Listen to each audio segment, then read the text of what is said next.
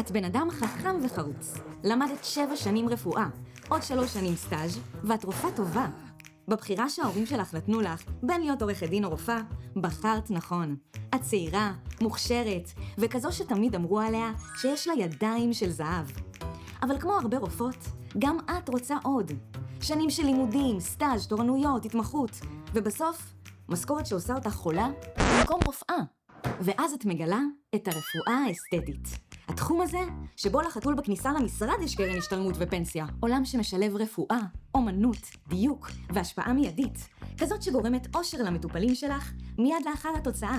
ובעיקר, עתיד כלכלי וקריירה גדישה כמו מתעמלת אומנותית. את עושה בדיקה אם ללמוד ולהיכנס לתחום, ומהר מאוד את גם מגלה שאת לא הראשונה. שעוד כמה חברים שלך למדו את התחום ולא כולם הצליחו. זה מה שגם החתול חשב. הסיבה היא שמכרו להם חלום על קורסים מהירים והצלחה מסחררת תוך שבועות בודדים. חבר שלך קובי עשה קורס כזה, וכבר אחרי הטיפול הראשון הבין שיש פער בין ההבטחות לבין המציאות. טיפול פשוט שהסתבך גרם לו לעזוב, מפני שלא לימדו אותו איך לטפל בסיבוכים. את מגלה שמוסדות רבים בכלל לא עובדים עם רופאים מומחים כשמלמדים רפואה אסתטית. ואת מגלה שהרופא שמלמד אותך הוא בוגר הקורס האחרון שאת רוב זמנו מעביר בהתמחות בגסטרואנטרולוגיה. את שומעת על רופאים שמזריקים חומרים באזורים שאסור להזריק אותם. רופאים שלא זיהו סיבוך, ורופאים שמחזיקים במשרד ופלים בטעם לימון. זה פשוט חייב להיפסק. פתאום את מבינה, רפואה אסתטית זה לא משחק. ואף אחד לא רוצה להתעסק עם מטופלת שהבטחת לה להיראות כמו קיסריה, אבל בסוף נראית כמו ירושימה.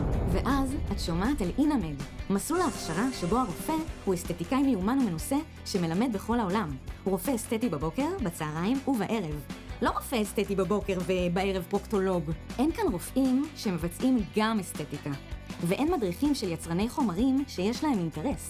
רק אנשים שמטפלים יום-יום ומלמדים בדיוק את מה שהם טובים בו. המקום שיכול באמת להפוך אותך למקצוענית. את מגלה שאינמד הוא המוסד הראשון והגדול בישראל לרפואה אסתטית. קיים כמעט 12 שנים. אין כאן הבטחות של כסף מהיר או רפואת טיק-טק, שרק אנשים מאוד תמימים נופלים בהן. ואת לא כזו, נכון? כי אם מישהו היה אומר לך שאפשר להיות רופא מומחה בחודש, היית מנתקת לו בפרצוף. באינמד מקבלים הכשרה מקצועית ללא קיצורי דרך. את מתקשרת, נרשמת לקורס ומתחילה ללמוד.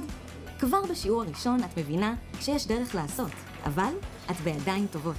הכל כדי שהמטופלות שלך יצאו קיסריה, ולא דרזדן של 1945. את לומדת על האנטומיה הקלינית של הפנים, שכבות, עצבים, פשיות, כלי דם, היסודות שבלעדיהם אסור להחזיק מזרק בוטוקס. וזה ממשיך לבוטוליניום טוקסין, חומצה הילרונית, טיפולים חדשניים לעיכוב סימני גיל, טכניקות מתקדמות של עיצוב ופיסול, וזיהוי מקדים של סיבוכים כדי שלא יקרה לך מה שקרה לקובי. ולא פחות חשוב מכל זה, את לומדת מכל רופא בסגל את הגישות שלו, כי לכל אחד יש קו טיפולי שונה, פילוסופיות שונות ודרכים שונות לטפל בסיטואציות שונות. זה לא רופא שפתח בית ספר, אלא אנחנו מלמדים מגוון גישות וטכניקות טיפול, וככה בטוח תמצאי שיטה ליד ולעין שבאת איתה מהבית. רופא אמיתי צריך לדעת להתאים את השיטה למטופלת, לא להפך, כי זה מה שעושים עם סלט, זה מה שעושים עם מרק, וזה מה שעושים עם ופלים בטעם לימון. ואז הגיע החלק שאף רופא לא שוכח, הפרקטיקה.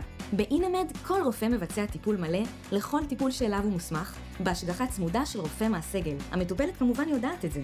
במקום לראות פעם אחת, את מבצעת טיפול אחרי טיפול אחרי טיפול, בונה תיק עבודות מקצועי, ביטחון בעבודה שלך, ואת התחושה שאת באמת הולכת להפוך לאסתטיקאית. את נחשפת למותגים שונים וחומרים שונים, בלי שום תלות מסחרית כמו שקורה בפועל במרפאות אסתטיקה.